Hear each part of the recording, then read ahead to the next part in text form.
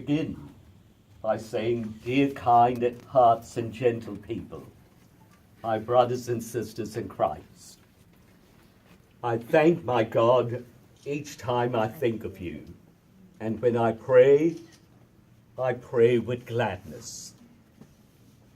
Well, these are the words, as we know, from St. Paul's letter to the Philippians. Well, as you know, my time with you has come to an end. I will be ceasing duties here in the Archdiocese at the end of the month, and officially have been appointed to the Maryvale community at Hunters Hill in Sydney. I guess in one respect, it is a return home to where I commenced my life as a religious. Nevertheless, in my heart there is sadness, but also gratitude, pain of separation, but also joy in having come to know each one of you, your families and your loved ones. And they've been so much part, and I've been so much part of your lives. And this we have felt before many times as we gathered to farewell many relatives and friends. And as many of you would know, I'm also feeling that loss and separation as I just buried my mother just only about 2.5 months ago.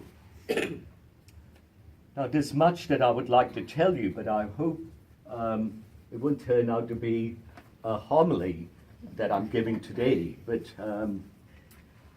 I'll try and skip a few things here. Now, just to share a little of my personal history and journey with you.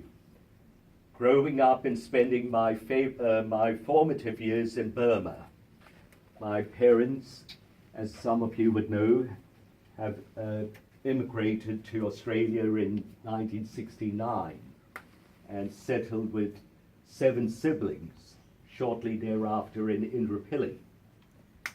And we, as I think some of the older members here, not in age necessary, in age, but in years that they've been associated with the Legion. As they know, my family was involved, like Juliet would know, a few of you would know from the outset. Now, after high school at the Maris Brothers at Rosalie, I received a call to religious life and joined the Society of Mary, otherwise known as the Maris Fathers, in the mid-1970s, and professed my vows in 1977. Now, in 1984, I was ordained a priest by the well-known Archbishop Francis Rush. And I think, Sister, you were brought to Australia by Archbishop Rush, isn't it? Yes, indeed. Sister Nessie was, in fact, the first Filipino pastoral care worker in Brisbane, in the Archdiocese. And I've thus served as a priest in the congregation of the Maris Fathers for 34 years.